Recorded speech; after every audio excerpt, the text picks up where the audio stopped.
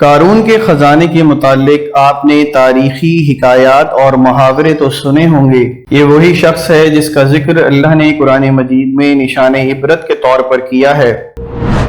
قارون کا قصہ اسرائیلی اور اسلامی دونوں طرح کی روایتوں میں ملتا ہے۔ یہ بنی اسرائیل کا وہی امیر ترین شخص تھا جس کی خزانے کی کنجیاں 300 اونٹوں اور خچروں پر لادی جاتی ہیں، اور ہر کنجی چمڑے کی ہوتی تھی جو ایک خزانے کی چابی تھی۔ تاریخ انسانی میں شاید قارون سے زیادہ دولت اور ثروت کسی شخص کو عطا نہیں کی گئی۔ قارون حضرت موسیٰ علیہ السلام کے چچا یاسور کا بیٹا تھا۔ وہ نہایت حسین اور خوبصورت آدمی تھا۔ یہی وجہ تھی کہ بنی اسرائیل اور پپٹی کے لوگ اسے منور کہا کرتے تھے۔ قارون جوانی میں اپنی قوم کا سب سے با اخلاق اور نیک افراد میں شمار کیا جاتا تھا۔ نیز توریت کا بہت بڑا عالم دین بھی تھا، کیونکہ اس کی پرورش موسیٰ علیہ السلام کے زیر سایہ ہوئی تھی، اس لیے وہ کتاب کا علم بھی رکھتا تھا اور اچھی آواز کا مالک تھا۔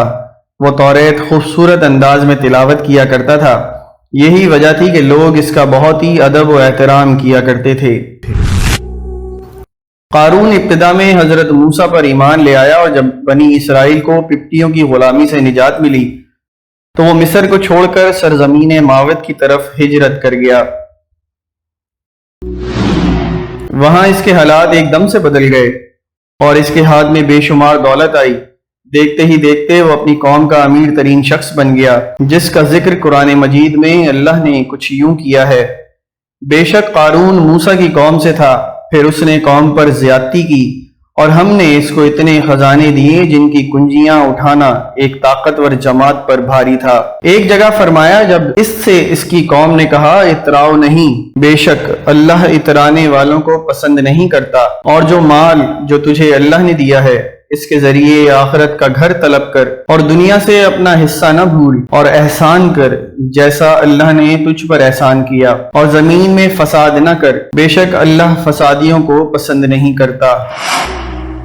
جب زکوٰۃ کا حکم نازل ہوا اور حضرت موسیٰ علیہ السلام نے اس سے عہد لیا تو اس نے یہ وعدہ کیا تھا کہ اپنے مال کا 1000واں حصہ زکوٰۃ نکالے گا۔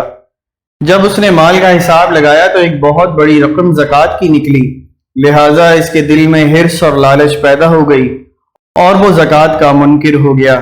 اس نے گندی چال چلی۔ اس نے بنی اسرائیل میں سے ایک گروہ کو جو اس کے حمایتی تھے جمع کیا اور کہا، اے بنی اسرائیل، موسیٰ نے ہمیں بہت سارے امور کا حکم دیا، اس پر تم لوگوں نے اس کی پیروی کی، اب وہ تم سے تمہارا مال بھی لینا چاہتا ہے۔ فلاں فاحشہ عورت کو لے کر آؤ کہ اسے پیسے دے کر موسیٰ کو بدکار ثابت کیا جائے۔ قارون نے اپنی قوم کے لوگوں کو جمع کیا اور حضرت موسیٰ علیہ السلام سے پوچھا کہ زنا کی کیا سزا ہے۔ حضرت موسیٰ نے کہا کہ جو بھی زنا کرے، حالانکہ اس کی بیوی بھی ہو، تو اسے سنسار کیا جائے یہاں تک کہ وہ مر جائے۔ قارون نے حضرت موسیٰ علیہ السلام سے کہا کہ اگر یہ کام آپ نے انجام دیا ہو تو بھی؟ موسیٰ علیہ السلام نے کہا، ہاں، حتیٰ کہ اگر اس کام کو میں بھی انجام دوں تو یہی حکم ہے۔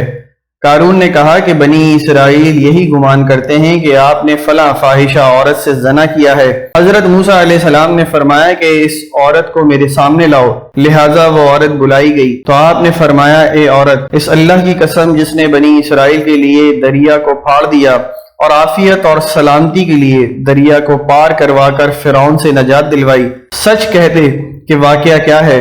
حضرت موسیٰ علیہ السلام کے جلال سے عورت سہم کر کانپنے لگی، اور اس نے مجمع عام میں صاف صاف کہہ دیا کہ اللہ کے نبی، جو قارون نے کثیر دولت دیکھی تو آپ پر بہتان لگانے کے لیے آمادہ کیا ہے۔ اس پر حضرت موسیٰ علیہ السلام عابدیدہ ہو کر سجدہ شکر میں گر پڑے، اور بحالت سجدہ آپ نے یہ دعا مانگی کہ یا اللہ، قارون پر اپنا قہر و غضب نازل فرما دے۔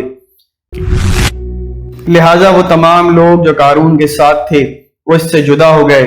موسیٰ علیہ السلام نے اللہ کے علم سے زمین کو حکم دیا تو زمین پھٹ پڑی، اور قارون اور اس کے پیروکار اس میں دھسنے لگے، اور دیکھتے ہی دیکھتے قارون، اس کا مکان اور خزانہ سب اس زمین میں دھس گیا۔ جب یہ زمین میں نابود ہو گئے تو زمین کا شگاف بند ہو گیا۔ قارون کی اس دولت کے مطابق بہت ساری تاریخی حکایات نقل کی گئی ہیں، اور تا قیامت قارون اس کا خزانہ تمام انسانیت کے لیے نشان عبرت بنی رہے گی۔